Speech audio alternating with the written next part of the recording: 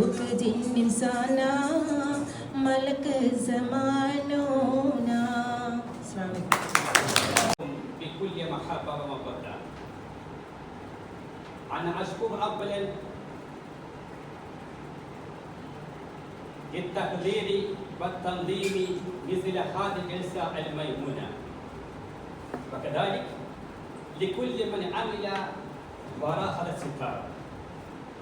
كما أنتم تعرفون أنني أنا حصلت على الدكتوراه من جامعة كاليكوت في موضوع دراسة أسلوبية في كتب الشيخ عبد الرحمن السديس وهو معروف لدينا، وكذلك وهو أحد أشهر مرتل القرآن الكريم، وهو مشهور في العالم.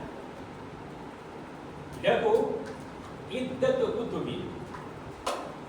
في هذا الكتب كتاب قيم فيه 100 خطبة. اعتمد بحثي على هذا الكتاب. اسم هذا الكتاب كوكبة الخطب المنيفة من منبر الكعبة الشريفة. وكذلك السديس وهو إمام وخطيب في الحرمين الشريفين.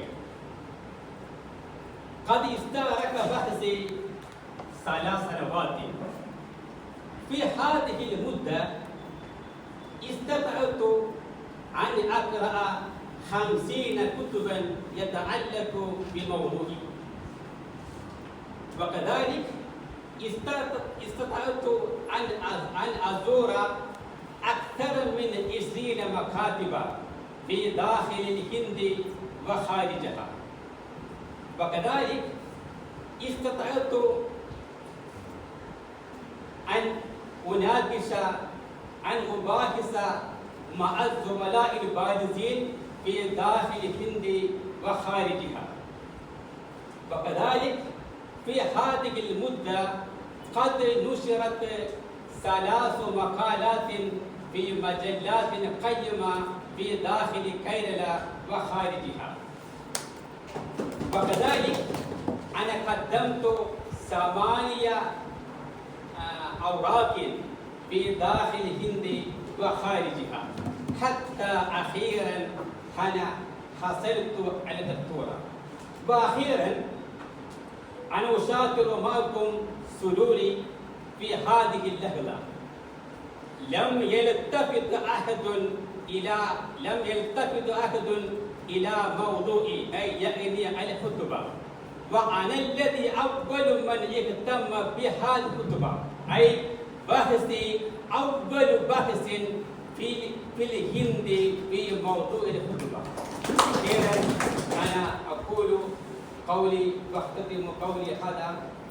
അതുപോലെ തന്നെ നമ്മുടെ സലാം സാർ ഇവിടെ വിരമിക്കുകയാണ്. ഏകദേശം 10-20 വർഷക്കാലമായി അദ്ദേഹവുമായിട്ട് ഒരർത്ഥ ബന്ധമില്ലെങ്കിലും ഇങ്ങനെ കാണുമ്പോഴൊക്കെ സുബൈറെ എന്ന് വിളിച്ച് ഒരു കുട്ടു നന്ദി ചെയ്യാറുണ്ട്, അനുമോദിക്കാറുണ്ട്. അത് എന്നും മനസ്സിലേക്ക് സുഖം നൽകുന്ന ഒരു വിളിയായിരുന്നു. ഏതായാലും ഈ വർഷം ഈ ക്യാമ്പിൽ ഞാൻ ആദ്യമാണ് ഈ ക്യാമ്പിലേക്ക് വിടുന്നത്. പണ്ട് 2010 മുമ്പ് മലപ്പുറം ക്യാമ്പിലേക്ക് വന്നിരുന്നു. ഈ പെരിന്തൽമണ്ണ ക്യാമ്പിലേക്ക് ആദ്യമാണ് വരുന്നത്. നിങ്ങളൊക്കെ ഒന്നും കൂടി കാണാനും സലാമാശുമായിട്ടൊക്കെ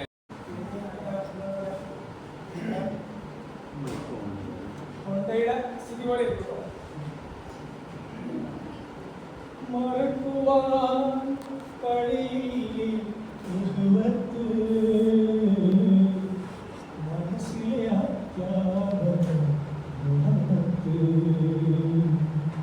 മറക്കുവാൻ കഴിയില്ല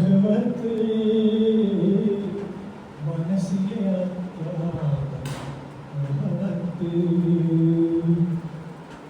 ശുക്ർ ചൊല്ലി ഏകനോട് ശുക്ർ ചൊല്ലി ഏകനോട് ശിഷ്ടനി ജീവിത സാരഥിയായി ശിഷ്ടനി ജീവിത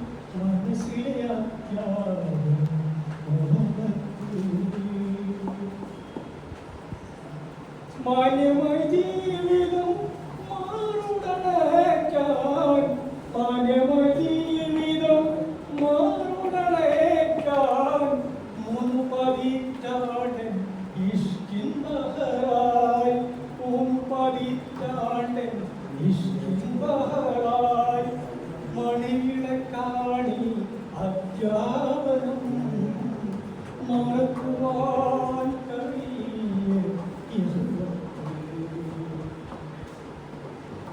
പകലുകൾ പരാവിൻ തുമ്പിൽ, പകലുകൾ പരാവിൻ തുമ്പിൽ, രാക്കിളി പാടുന്ന യാമങ്ങളിൽ, രാക്കിളി പാടുന്ന യാമങ്ങളിൽ, റാസിക്കം റബ്ബിൻ ഇരവോതി ഞാൻ, റാസിക്കം റബ്ബിൻ ഇരവോതി ഞാൻ പണിയുന്നു നെരിപ്പോടായി, പണിയുന്നു നെരിപ്പോടായി,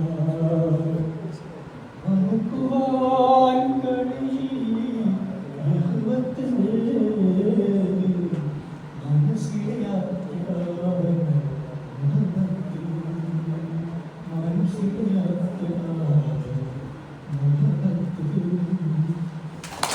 തൊണ്ണൂറിലാണ് ഹയർ സെക്കൻഡറി തുടങ്ങിയത്.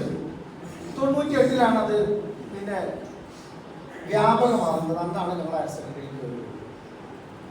അന്നത്തെ കഥകൾ നമ്മൾ മുത്തശ്ശി കഥകളായിട്ട് കുട്ടികൾ പറഞ്ഞു കൊടുക്കുന്നത് പോലെ നിങ്ങളോടൊക്കെ പറയാൻ മാത്രമുണ്ട്. അതിനു മുമ്പ് ഒരു 4 വർഷത്തെ അധ്യാപക പരിചയം എനിക്കുണ്ട്.